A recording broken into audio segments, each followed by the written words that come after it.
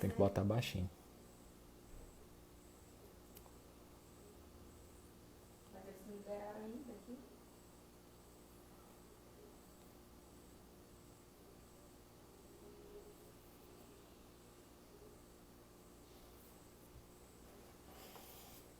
As duas primeiras a entrarem. Né?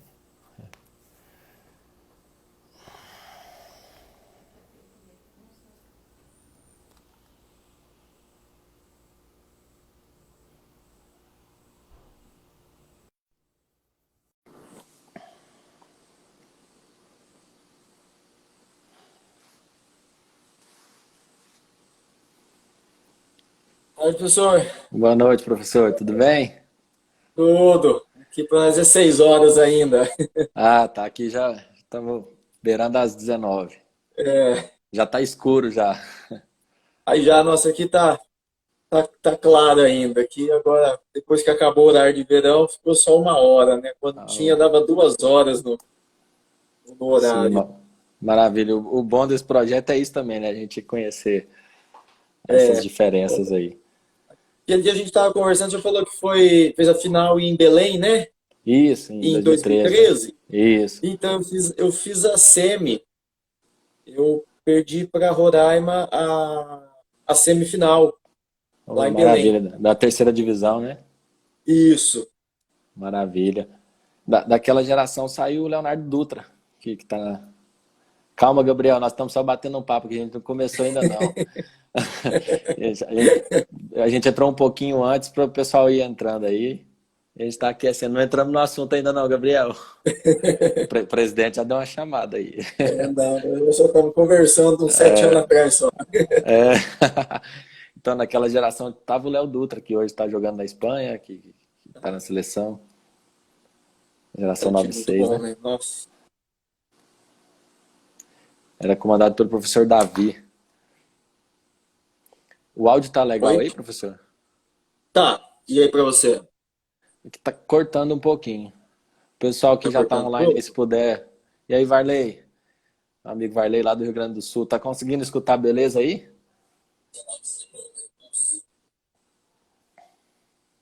Oi.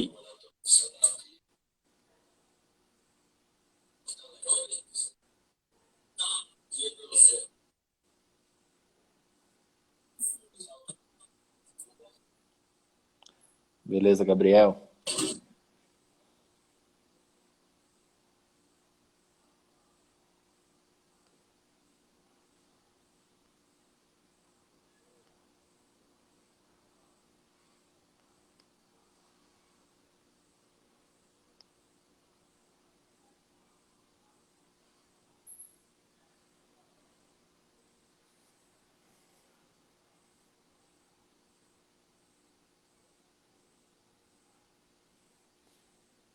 Esperar 2 minutinhos aí, né, professor, pra galera entrar aí. Então, Daí a gente tá, o começa. pessoal vi chegando, né?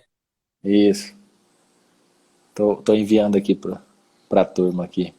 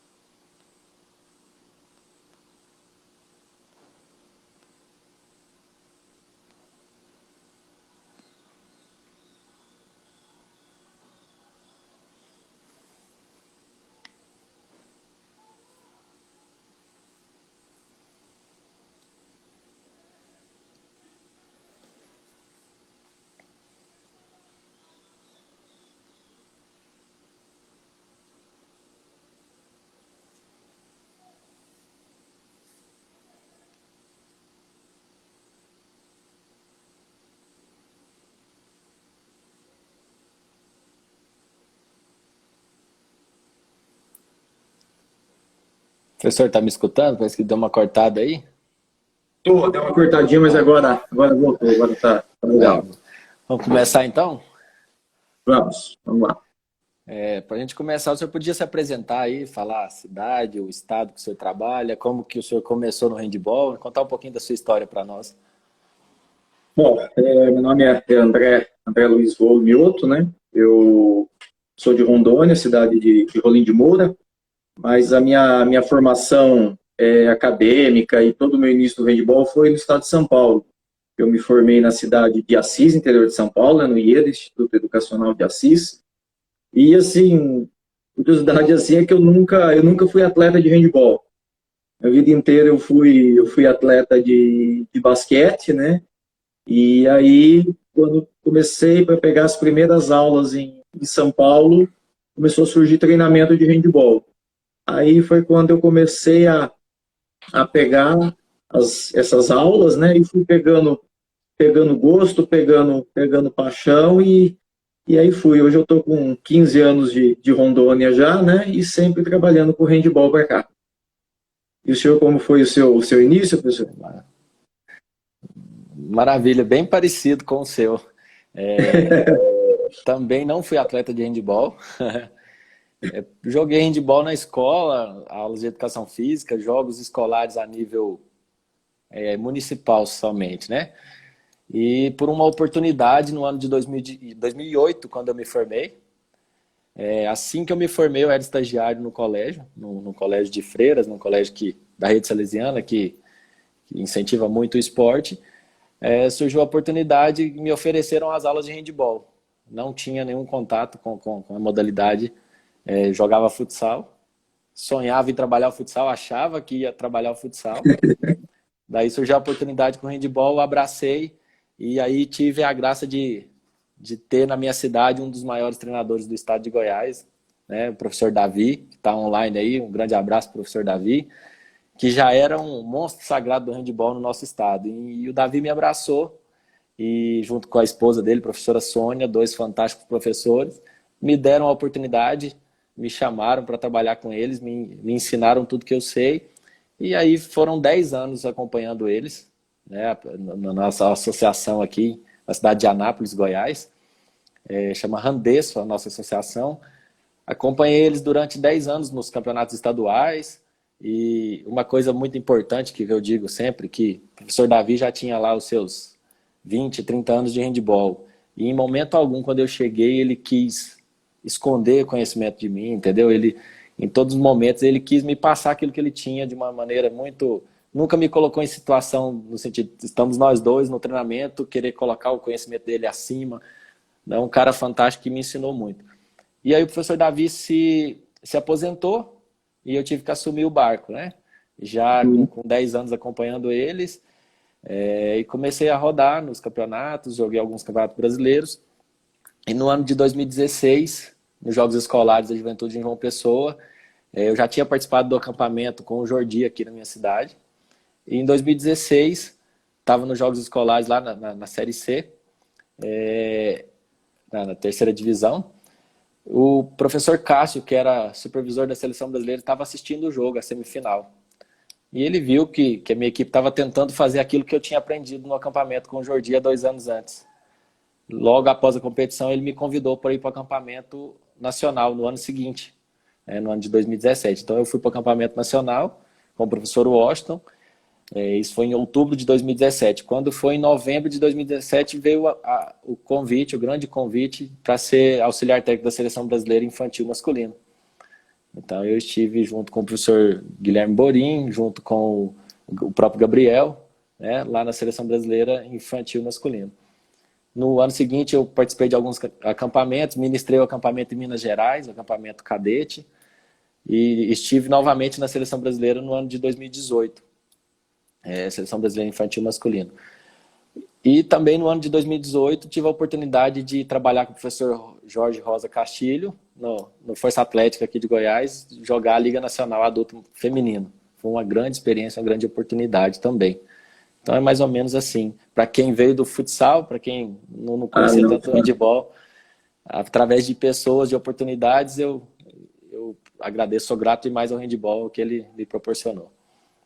É fantástico, né? E é bom, assim, ter essas oportunidades, essas pessoas, assim, para levantar, para ajudar, como como você teve aí para poder acho que alavancar e dar início à carreira, né? Sem dúvida, sem dúvida. Se eu pudesse pensar 10 anos atrás, quando comecei na minha primeira aula de handball, que eu peguei um livro para dar aula de handball, pegava ali um treinamento do futsal para adaptar no handball, não tinha noção nenhuma, pensar chegar a uma seleção brasileira de base, para mim, assim, em 10 anos, para quem nós que não somos do centro, né, do handball, não somos de São Paulo, para a gente é muito difícil pensar isso, então eu sou muito grato ao handball. Um abraço aí pro Veras, pro meu amigo Albertinho, que estão online aí. Grandes treinadores, tive a oportunidade de conviver com eles nos acampamentos aí. Isso aí, professor. Tem mais alguma coisa que o senhor quer dizer aí da sua carreira, para sair para a gente, da experiência? Não, eu só ao contrário, assim, do seu início, eu acabei não tendo, assim, essa graça de ter um técnico, assim, que pudesse estar ajudando, né? Eu caía e fui correndo atrás na época não tinha YouTube, né? Então, foi exatamente. muito tempo, meu Deus. Então, era livro, procurando treinadores antigos atrás de fita de videocassete para poder ver jogos, ver como que tinha que ser. Aí, alguns alunos que já estavam há algum tempo ajudando, né? Auxiliando no trabalho, no treinamento. Então, essa foi a única diferença, assim, que eu tive um trabalho um pouquinho maior e tentando adaptar um pouquinho do conhecimento que tinha do basquete para ver o que dava para conseguir encaixar, né? Mas isso. Uma luta, né? Você está de parabéns. Assim, eu até trazendo para a minha realidade, o professor Davi comenta muito isso comigo, que no começo dele, ia comprar um livro de handball, era em alemão. Aí tinha que traduzir o livro. Pegava aquelas fitas cassete, ficava voltando lá para ver uma jogada. Hoje está tudo muito fácil, né? O acesso é muito fácil. Ah, não, hoje facilitou bastante, né? Essa parte de treinamento é muito material, né? Tem bastante material, mas quando eu comecei mesmo, assim, você já não tinha tanta essa disponibilidade, né? Então, às vezes tinha algum jogo, quando eu ia para a faculdade, eu parava aí um pouquinho antes, o ônibus parava, eu descia no ginásio, ficava assistindo um treino de handball. Eu não imaginava que eu ia acabar me dedicando tanto tempo ao handball, mas eu já gostava, então eu parava, assistia, tentava entender o que o treinador estava passando, para que servia aquilo, como é que era aquele movimento, porque para quem nunca jogou, ainda mais eu do basquete, você olhava e falava, meu Deus, mas a pessoa está andando, né? Então, você via assim, né? Então é bem diferente, mas deu para trabalhar bastante assim e sobressair. Professor, parabéns pela sua história aí. E assim, o handball ele é fantástico, né? A gente, nessas andanças pelo país aí, a gente vê que os professores que trabalham handball, eles têm algo a mais. A paixão pelo esporte, a paixão pelo que fazem, né? Porque nós não temos o incentivo financeiro, falar a verdade. Então, nós nos dedicamos, pelo contrário, a gente tira do bolso, né? Para fazer. E é fantástico ver que no Brasil inteiro tem professores apaixonados pelo handball. Então vamos lá, para as perguntas. Como se caracterizam as equipes de handball no seu estado, professor? Se são mais escolares, se tem clube com maior estrutura, ou se são associações esportivas, ou se são equipes que são da prefeitura, né? Como que funciona aí? Olha, aqui basicamente é escolar. Então, equipe, digamos assim, com estrutura, nós não temos. Então, assim, a nível de federação, aqui nós temos aqui o Colégio Clarice Lispector, né, que é a minha equipe, a nossa equipe. Nós temos a Rádio Farol, que é uma equipe da capital, de Porto Velho. Rede Completa, que é uma equipe do interior aqui, da cidade de Ji-Paraná.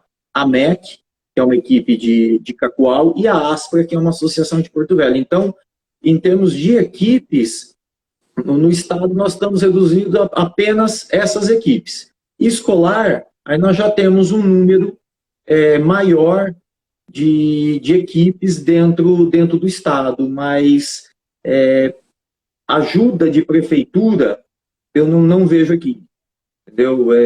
No geral, eu não vejo assim, uma cidade que tenha até São Carlos, por exemplo, São Paulo, que até a Camila, dá um abraço para a Camila, que foi minha atleta, hoje está jogando em São Carlos, o professor Antônio. Então, lá você tem a ajuda da prefeitura, então a equipe da prefeitura. Aqui não. Aqui eu não vejo nenhum município, uma equipe que possa falar, olha, está sendo bancada pela prefeitura, com um centro de treinamento, com viagens e tudo mais, né? Então, em termos de prefeitura, muito pouco. E algumas associações, né? Acaba montando associação, tenta algum recurso, mas sempre com aquele esquema assim, não tem uma quadra própria, depende de ser cedida, ou a prefeitura ceder aquele espaço, ou pagar um aluguel, ou algum colégio está cedendo esse espaço, então a gente acaba tendo um incentivo, assim, em termos de prefeitura, muito baixo. Certo. E aí, como seria? Aqui em Goiás também não foge muito dessa realidade, né? O que acontece aqui, geralmente o professor de educação física monta a sua equipe do colégio para jogar os jogos escolares, e aí se monta associações, né? Nós temos várias associações essas que são mantidas totalmente pelos professores idealistas, né? Aqueles que pedem a ajuda dos pais. Falar da minha realidade, a minha cidade é uma cidade, a terceira maior cidade do estado, e para a gente participar de competições, uma vez, para ir jogar lá em Itajaí, nossa equipe vendeu latinha, juntou latinha para vendeu balinha no sinal, as atletas, para poder viajar. Então a nossa realidade aqui, realmente, nas grandes cidades é mais difícil ainda do que no interior. No interior aqui a gente tem algumas cidades que têm ajudas da prefeitura, mas a equipe não é bancada pela prefeitura. A prefeitura ajuda nas viagens, cedendo ônibus, né?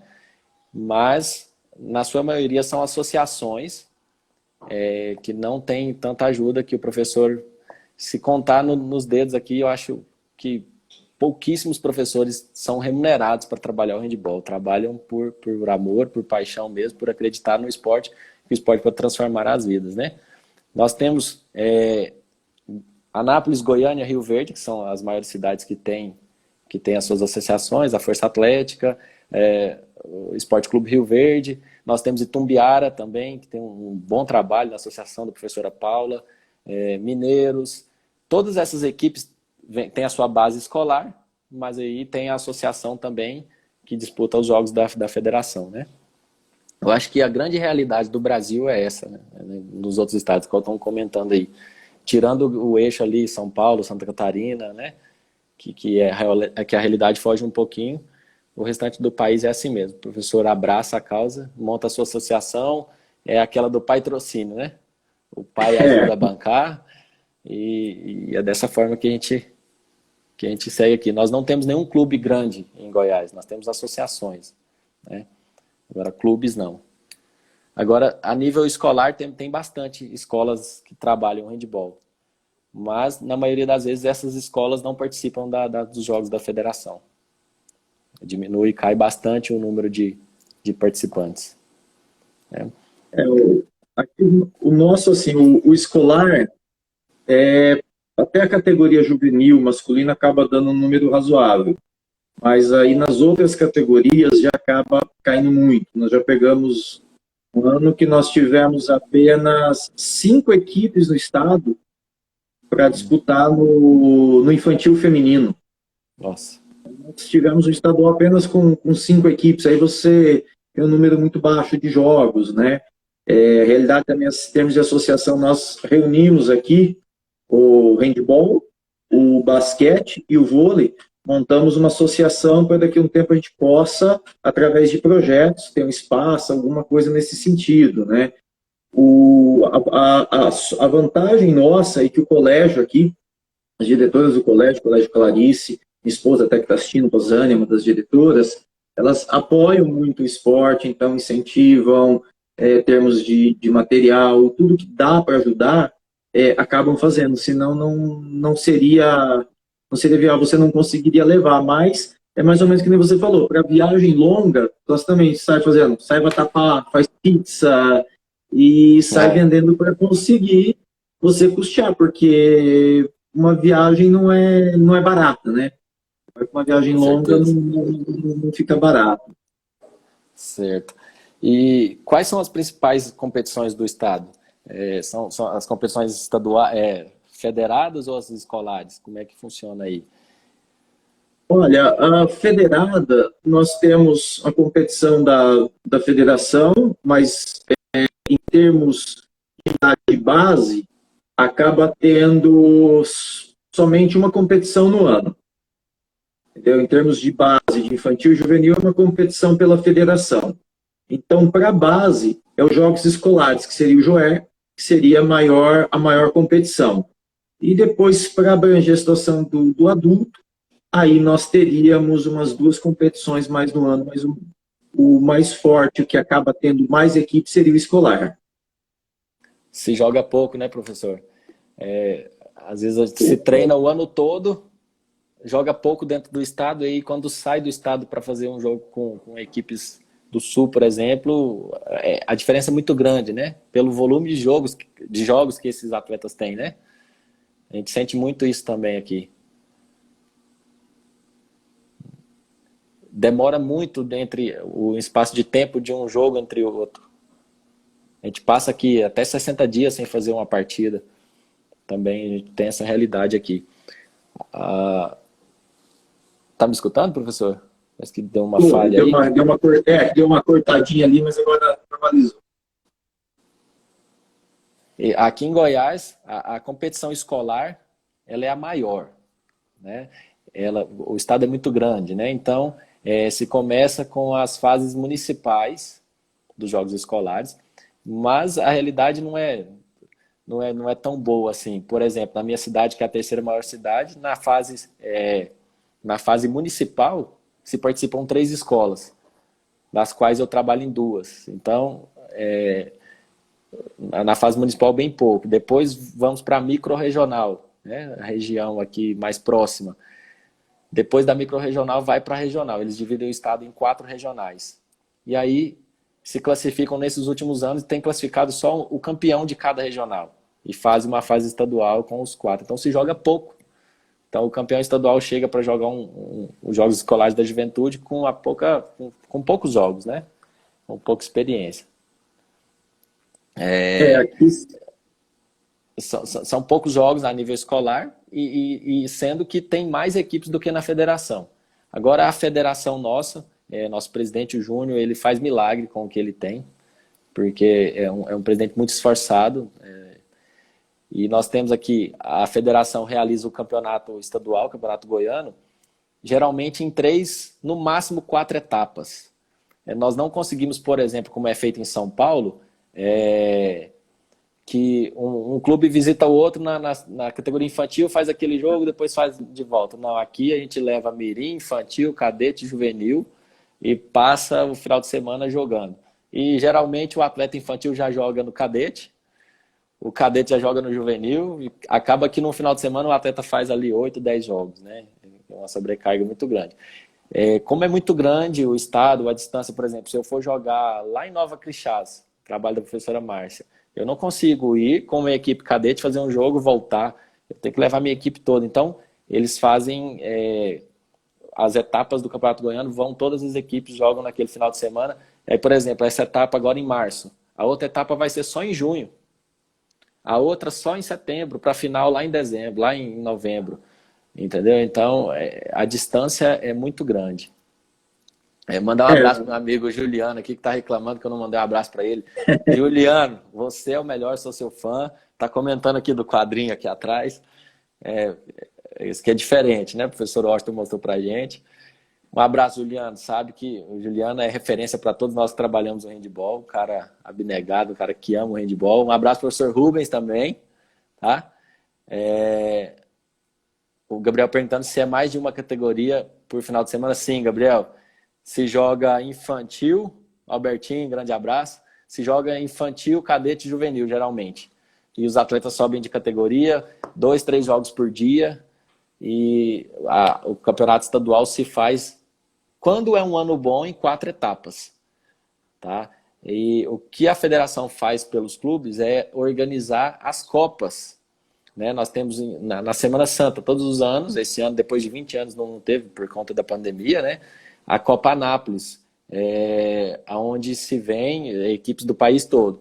E aí organiza a Copa Trindade, a Copa Rio Verde. E nessas Copas, que também é no mesmo formato do Campeonato Goiano, já respondo a sua pergunta aí, do Carajás Handball. A diferença do Campeonato Goiano para essa Copa é que nas Copas o atleta não precisa ser federado. Então as equipes se reforçam, né? Trazem atletas de fora e é mais fácil, não precisa pagar anuidade para participar. Então uma equipe que é só escolar pode participar dessas Copas, entendeu? Para dar uma rodagem maior. Já no Campeonato Goiano, não. A equipe tem que pagar anuidade, tem que ser todo mundo federado, se tiver transferência tem que pagar transferência, então o que dificulta um pouquinho mais. Então é feito em menos etapas. Eles perguntaram se ainda tem a Liga Goiana. A Liga Goiana é organizada por professores independentes, não é da federação. Se não me engano, já tem uns 2, 3 anos que está parada a Liga também. Era bem tradicional, essa Liga muito forte no interior, com jogos muito bons, né? E por muito tempo foi sucesso essa liga aí, organizada pelo professor Eduardo, depois o professor Ebinho, lá de Caçu, que faz um bom trabalho no handball também, assumiu a presidência e deu continuidade, mas se não me engano já tem uns 2, 3 anos aí que não está realizando a liga. Professor, e como são realizadas as competições? Eu já falei aqui, né, que a nossa são por etapas e etapas de finais de semana. Como que funciona aí no seu estado?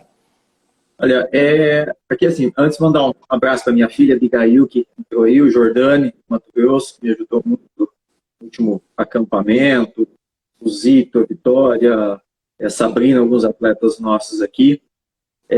Aqui funciona assim, o JOEX e os jogos estaduais, nas categorias de base, municipal, depois do municipal regional, e depois a gente já vem para uma fase final, uma fase estadual.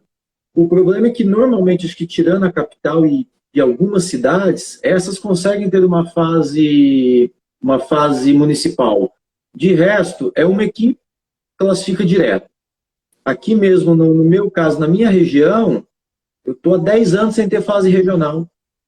Nossa. Então, eu vou direto para o estadual. Então, assim, é muito ruim que você não prepara a equipe. Você não consegue preparar. Você quer fazer um amistoso, você tem que andar 200, 300 quilômetros para fazer um amistoso. Ainda tem Cacoal, que é uma cidade, tem uma equipe muito boa, que a gente acaba perto, aqui até 70 quilômetros, às vezes a gente consegue fazer alguma coisa, mas acaba pecando nisso. Pela federação, de base, nós temos apenas o juvenil. Então, nos 2 últimos anos, foi feito a competição de base da federação, o sub-17, só. Uma etapa, uma competição somente. E o adulto, nós fomos mudando o formato. 3 anos atrás, nós tínhamos mais ou menos, que nem você comentou aí, nós tínhamos 4 etapas, né? Então nós tínhamos as cidades sediando as etapas, só que o problema nosso é a distância, que nem, por exemplo, nós aqui, né, o professor Eliseu, que acabou de entrar, de Cacoal, de abraço, nós, de Porto Velho, que é a capital, nós estamos a 500 quilômetros. Então, você pega 2 etapas na capital. Teve em 2016, nós tivemos também uma fase que foi em Humaitá, lá no Amazonas. Então, Humaitá fica uns 200 quilômetros para frente de Porto Velho. Então, 700 quilômetros para você fazer uma competição no final de semana. Então, o custo acaba sendo muito alto. No ano seguinte, dividimos equipes da capital e equipes do interior. Aí acabou diminuindo um pouquinho o número das equipes, e no último ano nós acabamos tendo apenas 2 etapas. Então, nós fizemos como se fosse primeiro turno e segundo turno. O primeiro turno no interior, o segundo turno na capital. Então, acabou reduzindo muito o número de jogos. Esse ano, antes da pandemia, o que nós tínhamos firmado das equipes, que nós teríamos 3 etapas para o adulto, né?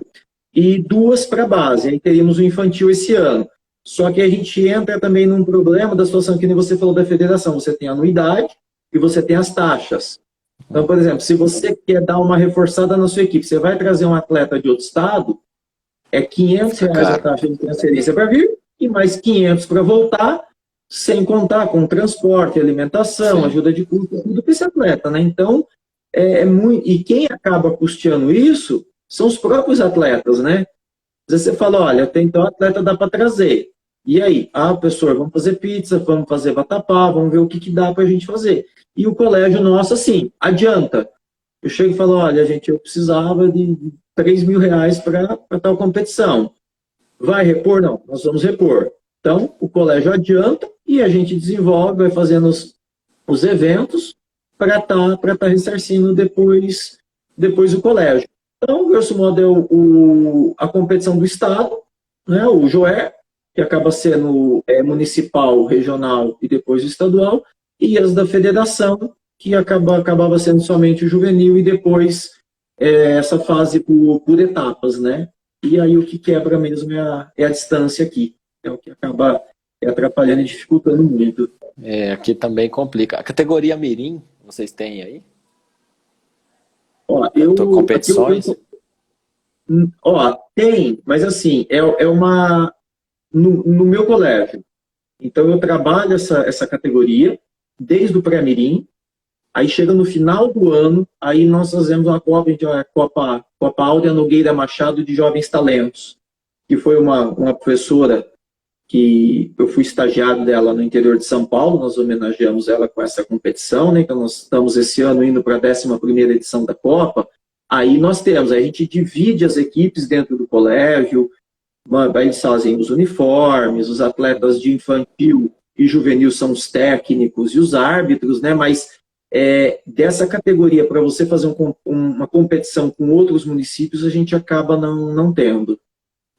Entendi. Aqui em Goiás também a federação deixa para a última etapa a categoria Mirim, porque é muito complicado pela distância e pela essa dificuldade da gente passar o final de semana todo, né? Você levar todas as categorias, por exemplo. Muitas vezes eu viajei, com 2 ou 3 mães, com infantil, feminino, masculino, cadete masculino, feminino, juvenil, masculino, feminino, e tendo que, sei lá, 10 jogos por dia, com aquela molecada toda na arquibancada, você tendo que se preocupar com alimentação, com alojamento, com uniforme, tem jogo na outra quadra, vai chocar. Então, para você levar a categoria Mirim, é meio complicado. Os pais, às vezes, não deixam, né? Essa viagem. Então, eles deixam para a última etapa. E, no máximo, 3, 4 equipes.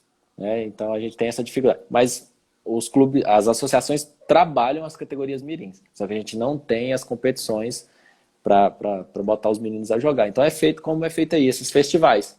Aqui mesmo, a gente faz festivais e no final de semana e joga todo mundo, joga com um número reduzido para dar mais equipes e para botar a molecadinha para jogar e tomar gosto, né? A primeira equipe que eu montei de handball, lá em 2008, na minha escola, não tinha handball. Tinha, assim, era 3, 4 alunos que queriam treinar ali. Eu comecei a fazer a Copa Recreio de handball. A Copa Recreio, o que eu fazia? No meu horário de lanche, eu organizava um torneio para as crianças do primeiro ao 5º ano. Então eu dividia ali e elas jogavam naquele tempinho do recreio. Foi onde eu consegui montar a minha equipe Mirim. Que despertei o interesse neles daquela brincadeira ali na hora do intervalo, né? Nós temos um trabalho muito bom, a professora Elise acabou de entrar aí, faz um trabalho excelente em Goiânia, à frente da Força Atlética, com a categoria Mirim, inclusive campeã estadual.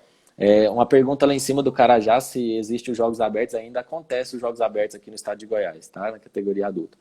Aqui em Goiás, a categoria adulto, no feminino, a competição estadual, no máximo 4 equipes. E são equipes, na categoria adulto aqui, que não são equipes que têm um treinamento contínuo. São equipes que se reúnem com atletas que já jogaram, com atletas que resolvem se reunir ali e vão para o campeonato, sem treino. A maioria acontece assim, porque não se tem uma estrutura para ter uma equipe adulta. Né? Tinha a Força Atlética, que por muitos anos aí disputou a Liga Nacional, com um trabalho excepcional do professor Jorge, da Lilian, que tiram do bolso. Eu vivi dentro da Força Atlética, né?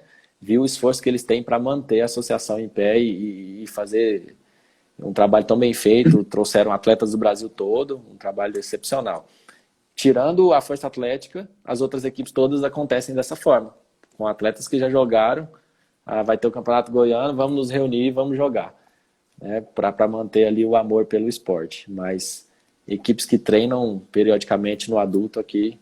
Em Goiânia tínhamos a PCE no adulto masculino também, mas que tinha as sessões de treino, mas eu sei da dificuldade do professor também de reunir. E quando se torna adulto e você não tem condição de pagar o atleta para jogar o handball, é complicado, o cara tem que trabalhar, o cara tem que sustentar a família dele, né? Então tem que estudar, fazer faculdade. Quando eu trabalhei o adulto masculino aqui na minha cidade, a gente marcava treino às 10h30 da noite, 11 horas, né? E aí o menino, para sair do treino, meia-noite, 1 hora, para pegar ônibus para ir embora, para trabalhar no outro dia cedo, vai desmotivando. Para você jogar um jogo hoje e jogar outro jogo daqui 4 meses, né? É matar um leão por dia. Eu tentei fazer essa proposta para minha esposa, né? Mas aí... Às vezes que eu poderia ir, mas a mala estaria para o lado de fora se eu me atrevesse a treinar até meia-noite, 1 da manhã. Eu falei, bom, não deixa quieto. Professor, conta para nós aqui, ninguém está escutando. Quantas vezes a sua esposa falou handball ou eu? Acho que os professores do Brasil todos já escutaram isso várias vezes. Olha, ela acabou não falando que tem essa professora Áurea, né? A gente sempre passa na casa dela em Assis. Aí o esposo dela pegou e falou para ela, olha, eu só vou te falar uma coisa, nunca fale para ele ou eu o esporte. Ela falou assim, eu falei uma vez para minha esposa isso. Ela falou para mim, sua mala está aí, né? 30 dias depois eu voltei e eu entendi. Mas assim, não é fácil, não. Para ela também não é fácil, porque acaba sendo muitas competições que você fica fora, né? É ausente muito tempo, dedica muito. Às vezes eu tô assim meio aéreo, ela fala, tem certeza que você está imaginando alguma jogada de handball, né? Com certeza. Tá no restaurante, enquanto a comida não chega, você pega o guardanapo ali e começa a desenhar. Exatamente. Né? Com as bolinhas de papel. Eu tinha essa doença. não. Mandar um grande abraço para o professor Aguilar, lá de Rio Verde, professor Marcelo, fazem um excelente trabalho em Rio Verde. O Aguilar é um apaixonado pelo handball. Professor Marcelo, excelente trabalho no mirim masculino, sempre formando grandes atletas, né? Eu vi que eles estão online aí. Professor Aguilar sempre revelando grandes talentos para o handball e sempre está disputando. As equipes dele sempre estão nas finais aqui. A equipe de Rio Verde são equipes que jogam handball muito, muito bonito de se ver e sempre chegam nas competições aqui. Um grande abraço, Aguilar. Professor Davi disse que nunca teve esse problema, por quê? Porque ele tocava a esposa dele à noite e ela também estava pensando em handball, porque é treinadora. Né? Então os dois discutiam sobre o handball durante 24 horas. Então ele nunca passou esse problema. O Juliano perguntou ali em cima se eu já joguei ou se eu jogo ainda. Se for para jogar no GHC, tô pronto. Já tô com as malas prontas para mudar para o Piauí.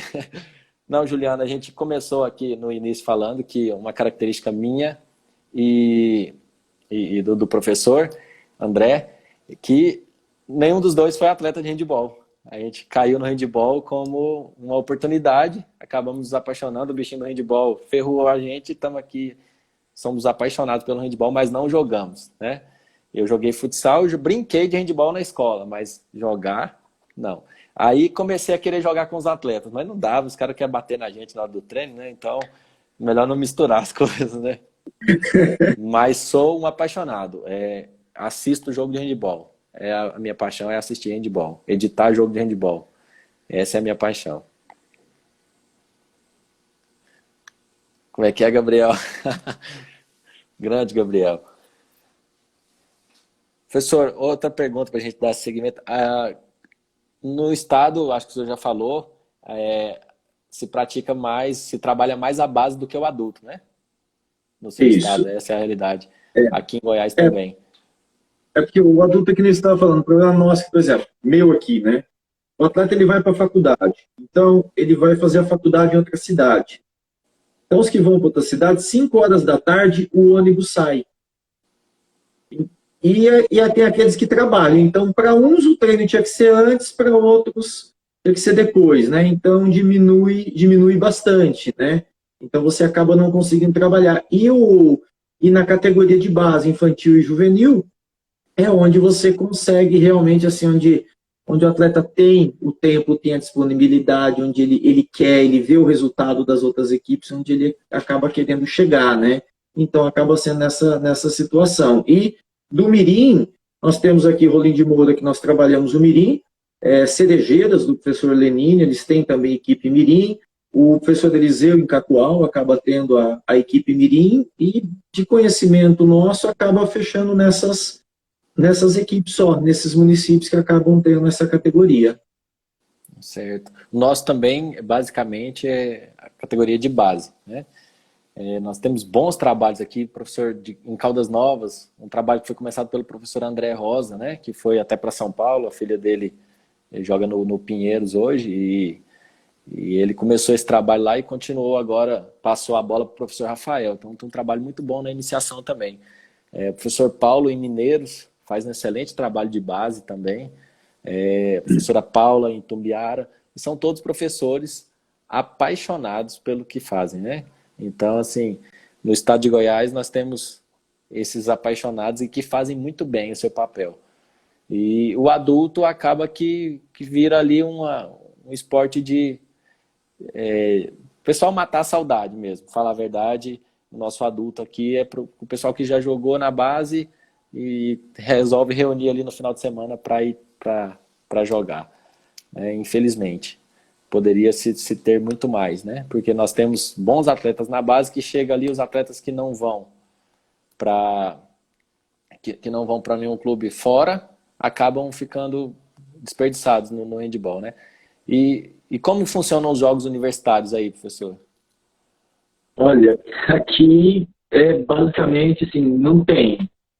Nós, às vezes, pega alguma universidade que tenta montar uma equipe para estar levando adiante, mas jogos universitários mesmo aqui a gente acaba não tendo. Ano passado nós tivemos a tentativa aqui na cidade que eles montaram as equipes, mas aquele estilo assim, as faculdades queriam montar um time, então tem um ou dois que treinam e vão convencendo, um que é do futsal, um que é do basquete, um que é do vôlei, e vão pegando um de cada lado para ver se monta alguma equipe, né? Às vezes eles chegam, olha, professor, a gente vai ter uns jogos universitários ali, só da cidade, podemos trazer um pessoal para treinar junto, para passar alguma coisa, aí o pessoal acaba vindo, mas na forma assim, de universitário mesmo, para estar indo para um nacional, aqui nós não temos.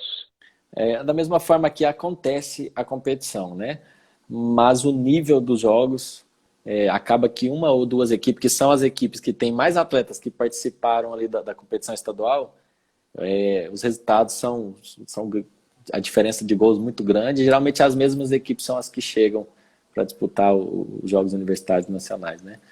Então acaba que a competição universitária ela é bem inferior à escolar, por exemplo, em questão de nível. Mas acontece, a competição acontece, é bem organizada, mas não tem essa assiduidade que tem, por exemplo, o handball nos jogos escolares aqui. Não tem essa tradição, né? Professor, existe algum tipo de formação para os treinadores aí no seu estado? Nada. Aqui nós não tivemos. A única, sim, formação que eu poderia dizer foi o ano que o Estado pegou alguns treinadores e pediu para passar um curso de formação para quem estava trabalhando no Estado, né? Então, me solicitaram, eu acabei dando um curso de formação aqui em Rolim de Moura, fui para Cacoal para passar um pouquinho desse curso de formação de início, mas um curso mesmo, de verdade, para você trazer um treinador de fora, trazer coisas novas, um método novo de treinamento, ou coisas que a gente possa estar trabalhando, somando, coisas diferentes que a gente acaba não vendo por aqui, por não ter tanto contato com equipes de outros estados, a não ser nos jogos escolares no nacional, né? Mas aí nós não temos, nunca tivemos, não.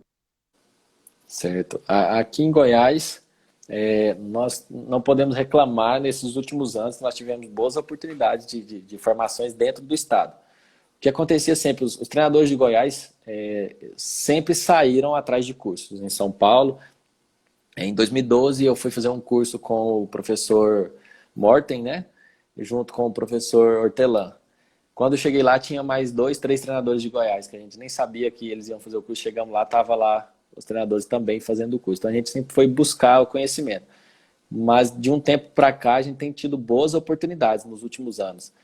O professor Edgar Ubner teve aqui, curso internacional de handball, o Jordi trouxe o acampamento até para minha cidade, onde os treinadores do estado todo puderam participar. Então, para mim, o melhor treinador do mundo, um treinador que tem um conhecimento gigantesco e que gosta de passar, então foi uma oportunidade muito boa. O Jorge Duenas esteve aqui em 2017 também, em um curso. No ano passado, um curso que eu mesmo tive a oportunidade de organizar, o professor Washington, o professor Elinho e Diogo tiveram aqui 3 dias com a gente num curso de treinadores. Então, no estado de Goiás, nós tivemos nesses últimos anos aí boas oportunidades de conhecimento, né? Além dos acampamentos que aconteceram aqui em 2017, tivemos o professor Alberto Ganilha, que esteve aqui, o Cássio esteve aqui também, né, ministrando acampamento, o Ula esteve aqui. Então, grandes treinadores estiveram aqui passando o seu conhecimento para nós. O professor Eduardo, lá do Maranhão, também veio ministrar acampamento aqui. Então, nesses últimos anos, os treinadores daqui de Goiás tiveram boas oportunidades. Aqui não, que assim, eu acabei saindo, foi em 2018 que eu fui para o acampamento, né? E de resto, às vezes, a gente via algum curso para você fazer fora. Mas aí você vê assim, tudo, a maioria é São Paulo, né? Então você já viu o tempo que você vai perder de aula, o custo para estar saindo, e sempre esbarrava em alguma coisa, né? Então é uma coisa que a gente acaba sentindo muita falta aqui, esses cursos como vocês tiveram oportunidade aí para tá somando para os treinadores do estado. Sem dúvida, agrega muito. E uma coisa que eu sempre tive na minha cabeça e pretendo que um dia que aconteça isso no nosso estado. Todos os anos a federação, nós temos que nos reunir para fazer a assembleia do ano, né? Para decidir calendário, decidir taxas, essas coisas. Eu sempre defendi a tecla, até mesmo uma ideia do professor Davi, que era já que vamos reunir todos os treinadores de Goiás, todo mundo vai se deslocar e vai estar lá. Vamos aproveitar esse momento de reunião para fazer uma formação entre nós mesmos. O professor André é excelente para trabalhar a iniciação.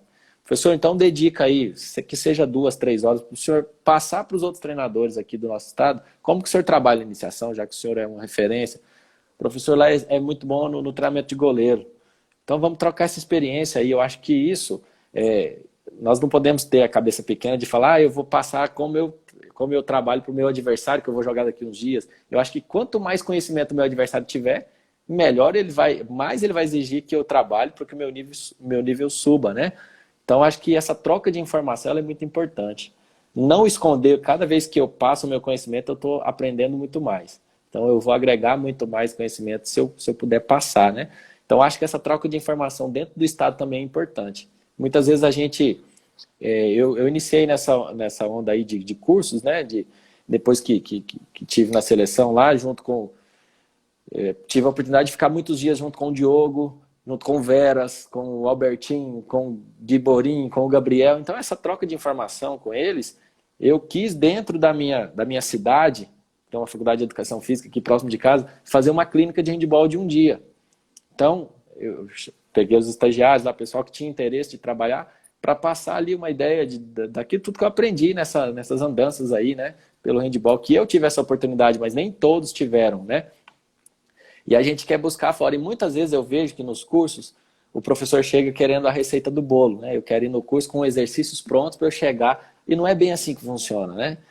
A gente vai lá para aprender uma ideia. Pode ser que aquela realidade, por exemplo, quando eu ia para as fases da seleção infantil, eu voltava maravilhado. Só que eu sei que a minha realidade aqui é bem longe da que eu tinha lá. Então eu não vou conseguir fazer o mesmo trabalho que eu fazia na seleção aqui na minha cidade, dentro do meu colégio, com as limitações que eu tenho. Mas eu posso adaptar, eu posso pegar o que é de bom lá e trazer para a minha realidade. Então, isso é importante. E essa troca de informação entre nós é muito importante. Então, eu acho que o professor que começou a trabalhar handebol esse ano, ele tem algo para passar para mim. Com certeza ele tem algo. Então, todos nós que trabalhamos, temos algo para passar para o outro.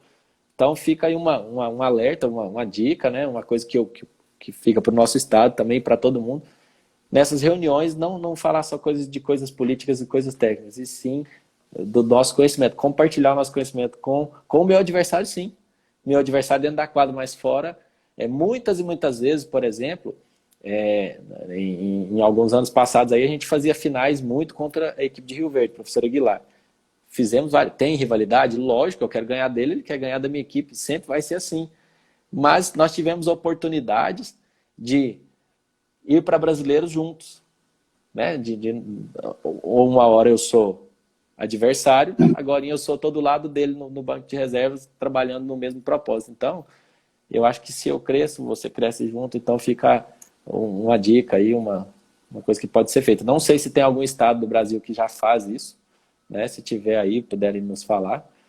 A professora Elise falou ali embaixo que tem o sonho de jogar os jogos escolares, mas a escola que trabalha não participa dos jogos escolares.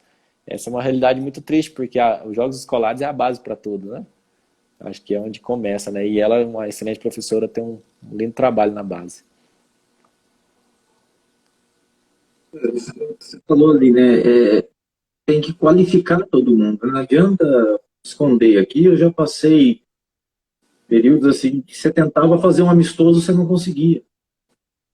Você não conseguia marcar um amistoso. Aí viu, não, é que fulano não quer mostrar o time. Eu falei, gente, mas 5 minutos de quadra. O treinador já leu o time, não adianta. E o amistoso, assim, você vai ver o que você está trabalhando que está certo e o que não está, né? Porque às vezes tem jogadas, tem movimentações que você faz que você acha que está perfeita, né? Aí quando você pega um amistoso, uma competição, você fala, nossa senhora, o treino funcionou agora aqui, já não está encaixando nada. Então, é uma forma de você ver o que vai te servir ou não, né? Por muitos anos sair da zona de aqui conforto. Aqui nós tínhamos o professor Ludmar, que infelizmente faleceu tem alguns anos, da cidade de Jaru. Eu gostava muito de fazer amistosos com o Ludmar. O pessoal falando, mas você sempre perde. Eu falava, exatamente. Eu estou aprendendo muito. Enquanto minhas equipes estão perdendo, quer dizer que eu estou com um profissional com nível mais alto, que tem o que me passar, né? E depois, quando eu acabei adquirindo um conhecimento maior, às vezes outros municípios ficavam com receio de amistoso. Eu falei, meu filho, vem, faz um amistoso, vai aprendendo. Então, eu acho que é nesse nível, todo mundo evoluindo, você vai ter que trabalhar mais, como você falou, para que você consiga superar e automaticamente a tua equipe vai ficar com um nível bem melhor, né? Com certeza. Eu, quando iniciei lá em 2008, eu peguei os meus atletas ali e na minha primeira equipe, os professores de futsal, primeira opção. Então, aqueles que foram negados no futsal, tentaram o basquete. Os que não deram certo no basquete, tentaram o vôlei. O handball era a última opção. E aí eu pegava jogos contra o professor Davi, que já tinha 30 anos de experiência, ganhava de 40-1. Né, e eram os melhores jogos, que era onde a gente aprendia. Era onde eu aprendia, entendeu? Então, eu queria fazer jogos bons. Então, é bobagem eu pensar, cara, não vou marcar amistoso porque eu vou mostrar o meu time. É jogando que a gente evolui. Como o Gabriel disse aí, nós evoluímos nivelando por cima. E já aproveitar aqui, já que o Gabriel falou aí, o Gabriel, para mim, é um grande exemplo. Nós tivemos juntos no acampamento nacional em 2017, tivemos juntos na primeira fase da seleção que eu participei em 2017 também, ele como supervisor e eu como auxiliar técnico. O Gabriel fez um excelente trabalho lá na cidade dele, né? E foi valorizado agora, está em São Paulo, está trabalhando em São Paulo. E sempre, eu vejo, o Gabriel trabalhou na Olimpíada, e sempre querendo estar nos brasileiros, querendo estar discutindo handball com pessoas que sabem mais. Eu acho que nós temos que nivelar por cima mesmo, não correr de jogos, querer só jogo fácil, né? Se eu fizer só jogo fácil, meu atleta não vai evoluir. Como é bom a gente chegar no brasileiro e jogar, e quando você volta num brasileiro, por exemplo, como seus atletas mudam a postura, né? Por ver, às vezes, um time lá de São Paulo que joga todo final de semana, que tem um volume de jogo muito grande, e eles veem, nossa, a gente está muito longe deles, mas podemos chegar, entendeu? Isso é uma motivação para nós também. Nivelar por cima, né? Aqui o que a gente acabou assim, conseguindo evoluir um pouco foi para as competições. Nós acabamos pegando fora, né? Nos nacionais, porque você não conseguia ter curso aqui. Então, onde você conseguia ver muitas equipes. E aí era triste, às vezes você chegava, um treinador, você conversava, pessoal, quantas competições desse ano? Ah, estou na minha 10ª competição. E eu tinha tido 5 jogos no ano, né? No ano. Então, É a nossa é uma realidade também. discrepância muito, muito grande, né? Queria mandar um abraço para a Mariana Geller, que acabou de entrar, foi minha atleta, né? Hoje joga no adulto ainda, e a Emily, a menina, nossa goleira do juvenil. Maravilha. Muito bom ver. O handball ele é muito forte, né? Eu acredito assim que se a nossa mídia, né? Nossa televisão mostrasse mais o handball, sem ter essa força, o handball já é tão querido nas escolas, tão querido. Olha quantas pessoas nós temos a comunidade do handball no Brasil, né? Nós tivemos uma dificuldade ano passado em assistir o Mundial, né, masculino, não estava sendo transmitido. Você ficava nos grupos de handball, assim, quem tem o link do jogo, aí você assistia, caía o link, você corria para outro, uma dificuldade. E tantas pessoas querendo assistir o handball, né? É um esporte que é apaixonante, é maravilhoso. E eu tenho muito orgulho de fazer parte dessa comunidade do handball e muito orgulho dos professores que eu conheci. É uma troca de experiência. Eu acho que a melhor parte do handball para mim, é lógico que a gente ama a quadra, ama o momento do jogo, mas a troca de experiência é fantástica. Nós temos a experiência do acampamento nacional, por exemplo, que acabava as reuniões técnicas, a gente ficava lá trocando ideia, vamos conversar com o professor Generoso lá do Acre, conversar com o professor lá do Maranhão e trocar aquela experiência, como que é feito o handball lá no Rio Grande do Sul. Isso é maravilhoso, né? E ver que a gente fala a mesma língua, apesar de ter o sotaque diferente, de ter dialetos, né? A gente fala a mesma língua. E que a mesma dificuldade que você passa é a que eu passo aqui. Então é maravilhoso.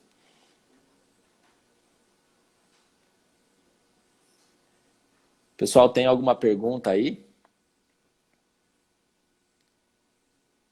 Até às 3 da manhã. Isso, Gabriel. O que nos sustentava nessas reuniões era o chocolate que o Gabriel comprava. Ia dormir às 4 da manhã e tinha que levantar às 6h45, porque o Washington era pontual, né? Então, são momentos que a gente guarda. Professor Generoso, grande abraço, professor Generoso lá do Acre, uma figura. Ele é como se diz, um monumento do handball, né? E conhecer, por exemplo, pessoalmente, um professor como o Juliano, que é um professor que ama o que faz. O que ele faz por aqueles meninos lá no Piauí é fantástico. E a gente tem tantos outros professores que fazem o mesmo pelo Brasil afora, né? E é uma coisa fantástica. Qual a maior alegria do senhor no esporte? No handball? Eu falo assim, acho que é ver atletas que você tinha na base, né? Que nem acabou de entrar a Gabriele Totti, a Babi, uma atleta nossa. Você vê uma atleta dessa que ela começou ali no Mirim, e você vê a evolução dessa atleta e as conquistas, a felicidade desse atleta quando ganha um título, né? E você vê depois o reconhecimento de vários atletas, assim, de falar para você, olha, você me serviu de exemplo, eu aprendi muita coisa que aprendi dentro de quadra, mas serviu para a vida toda. Então, às vezes eu não falo nem tanto assim de conquistas, assim, mas de poder ver essas crianças, esses atletas que começaram novos com a gente, você vê toda a evolução que ele teve e saber que o handball deu uma sustentação para a vida também, né? Com certeza. Vai cortar daqui 1 minuto, a gente entra novamente, tá? O pessoal que está online aí já fica sabendo. Para mim também, uma coisa que eu carrego sempre, que eu aprendi nesses anos, que a alegria de quadra, ela passa muito rápido, né?